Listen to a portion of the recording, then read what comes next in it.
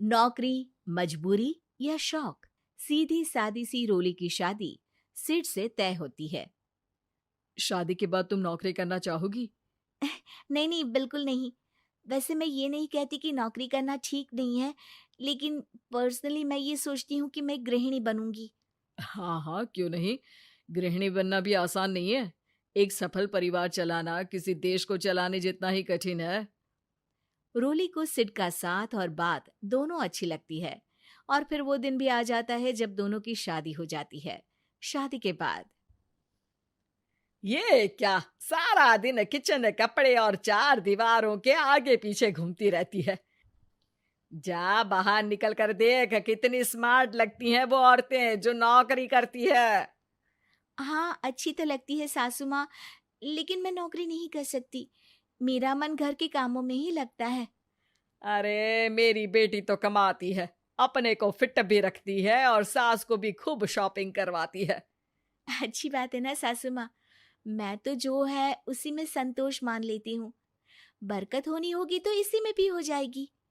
ये बोलकर रोली चली जाती है। एक दिन सास की सहेली घर आती है, जहाँ रोली उन्हें चाय के साथ कई तरह के पकवान बनाकर खिलाती है। अरे वाह, तेरी बहू तो बहुत गुणी है। कितना सब बनाकर ले आई। मेरी वाली तो ऑफिस से आकर 2 रोटी ही सेक दे तो समझो एहसान कर दिया। अरे ऐसा ना बोल। तेरे घर में 2 कार, 4 मंजिला मकान, और तेरे लिए जो वो अपने पैसे से साड़ी लाती है वो भी तो कितनी कीमती होती है। अरे मेरी वाली तो बस सारा दिन इन्हीं 2 कमरों को ताजमहल बनाने में लगी रहती है। सहेली चली जाती है। कुछ समय बाद रोली को एक सुंदर सी बेटी होती है। अरे क्या सारा दिन उस बच्चे में लगी रहती है। माँ, मुझे ना 1 मिनट भी छोड़ने का मन नहीं करता। देखिए ना, कितनी प्यारी है। मैं ना इस हर पल को एंजॉय करना चाहती हूँ। अरे हाँ हाँ, हमने भी बच्चे पाले हैं, हम भी जानते हैं कि कितने प्यारे होते हैं, और अपने बच्चे को बढ़ता हुआ देखना कितना अच्छा लगता है। लेकिन एक दिन अचानक और रोली, एक बहुत बड़ी घटना हो गई। एक शॉर्ट सर्किट से पूरी दुकान जल गई। ओह, अब अब क्या कुछ समझ में नहीं आ रहा कि कैसे घर चलेगा। घर की पूरी गाड़ी पटरी पर लाने के लिए कई साल लग जाएंगे, और वापस पहले जैसे होने में भी बहुत टाइम लग जाएगा। रोली रोली कुछ सोचती है, फिर अपने 3 महीने के बच्चे को देखती है और कहती है, आप कहें तो मैं नौकरी शुरू कर दूं? माँ मुन्नी को देख लेगी, फिर शाम को तो मैं घर आ ही जाऊंगी। सिड कुछ कहता उससे पहले ही उसकी सास वहां आ जाती है। अरे हाँ हाँ, अब भी तुझे नौकरी करने के लिए पूछना होगा। अरे घर पर इतनी बड़ी विपदा आ गई है, तू है कि बच्चे का मुंह देख रही है। अरे क्या मुझ पर भरोसा नहीं है? अरे नहीं नहीं माँ जी, ऐसा क्यों बोल रही हैं आप? फिर क्या था, सिड से पूछकर 3 महीने की बच्ची को रोली सास के पास छोड़कर चली जाती है। शाम को ऑफिस से आने पर अरे सारा दिन इसने तो चैन नहीं लेने दिया, बस गोदी में ले लेकर घूमती रही। हाथ दर्द हो रहा है। बहू को बहुत गिल्ट फील होता है, लेकिन जब वो घर की हालत देखती है तो चुप रह जाती है। ऑफिस में सहेली कहती है, अरे रोली, तेरी तो बच्ची छोटी है ना, कैसे मैनेज करती है? कैसे मतलब? घर पर रहती है वो अपनी दादी के साथ। ओ यार, कितनी अच्छी है तेरी सास। मेरी सास को जब पता चला कि मैं नौकरी ज्वाइन करने की सोच रही हूँ, वो तो सीधे अमेरिका चली गई मेरी ननद के पास। अच्छा, फिर तू कैसे मैनेज करती है? अरे मैंने तो फुल टाइम मेड रख ली है। ओहो, वो तो बड़ी महंगी होगी ना? हाँ यार, लेकिन कमाई भी तो हो रही है ना। यार, मैं तो कभी अपना बच्चा इनके मम्मी पापा के पास ना छोड़ू। प्यार दुलार में खराब कर देते हैं ये दादा दादी बच्चे को। नहीं नहीं, मुझे अपनी सास पर पूरा विश्वास है। जो मेरे पति को इतनी अच्छी शिक्षा के साथ बड़ा कर सकती हैं, वो मेरी बच्ची को कभी नहीं बिगाड़ेगी।